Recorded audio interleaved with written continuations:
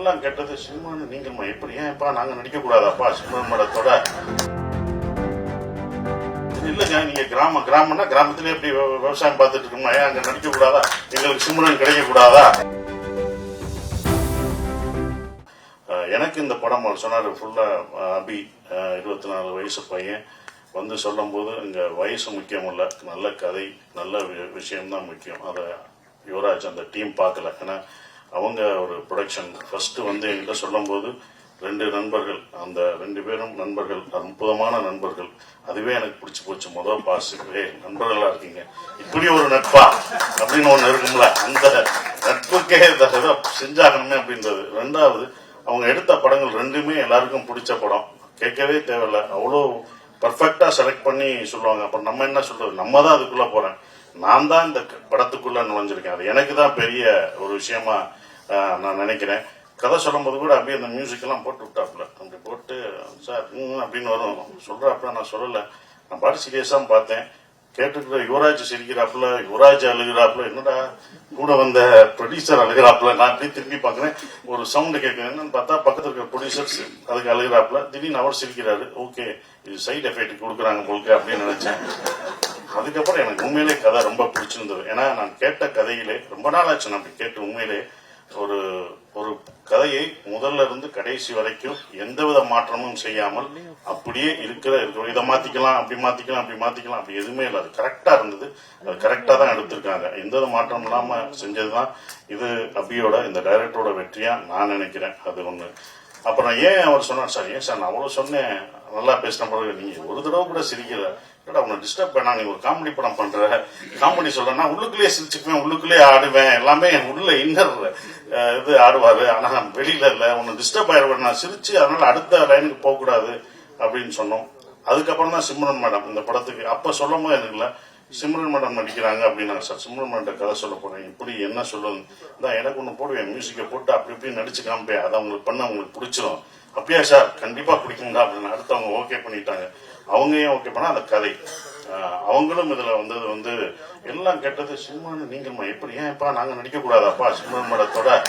இல்லைங்க, நீங்க கிராமம்னா கிராமத்திலே எப்படி விவசாயம் பார்த்துட்டு இருக்கோம்னா ஏன் அங்க நடிக்க கூடாதா? எங்களுக்கு சிம்ரன் கிடைக்க கூடாதா?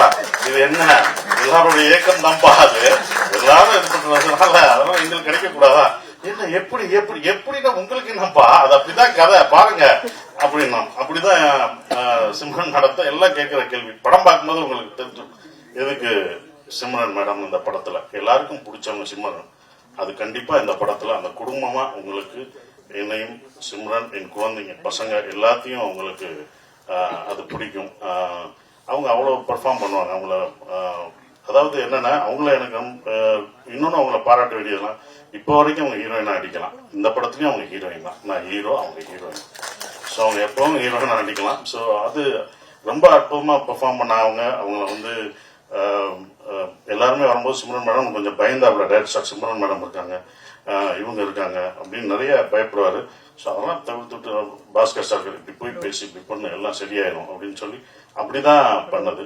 இந்த கதை ஏன் எனக்கு ரொம்ப பிடிச்சிருந்த ஒரு விஷயம் அப்படின்னா, இது வந்து ஈழத்தமிழ் பேசுற ஒரு இது. நான் வந்து பேசுறது வந்து ஸ்ரீலங்கன் தமிழ், ஈழத்து தமிழ் பேசுற ஒரு குடும்பம் இங்க வந்து எப்படி சர்வே ஆகுறாங்க அப்படின்றது. இது பார்க்கும்போது உங்களுக்கு காமெடியா தெரியும், காமெடியா இருக்கும். எப்படின்னு ஈஸ்வரா ஸ்ரீலங்கன் படமோ ஒரு ஈழத்தமிழர் படங்கள் எடுக்கும் போதோ அது சோகமாகவும் கஷ்டமாகவும் தான் நம்ம பார்த்திருப்போம். இந்த படம் சந்தோஷமா இருக்கும், உங்களுக்கு சிரிக்க வச்சுட்டே இருப்போம். ஆனா உள்ளுக்குள்ள உங்களுக்கு ஒரு விஷயத்த சொல்லிக்கிட்டே இருப்போம், அவங்க வழிகளை. அதாவது ஒரு சந்தோஷத்தை, வலியை மறைத்து தான் சந்தோஷத்தை நம்ம கொடுக்க முடியும். அந்த வழிகளை மறைத்து இந்த குடும்பம் உங்களுக்கு சந்தோஷத்தை கொடுத்துட்டே இருக்கும். அப்படிதான் வரும்.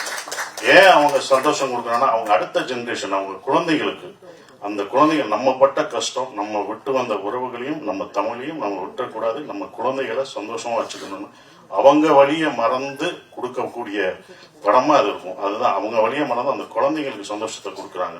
தெனாலி படத்தை நான் இன்ஸ்பயர் பண்ணி தான் சார் இதை நான் எடுத்தேன். இந்த படம் பார்க்கும்போது உங்களுக்கு தெனாலி மொழி படங்களை ஞாபகப்படுத்தும் நம்புறேன் நான். அது கண்டிப்பா இருக்கும். அப்படிப்பட்ட ஒரு படம் இந்த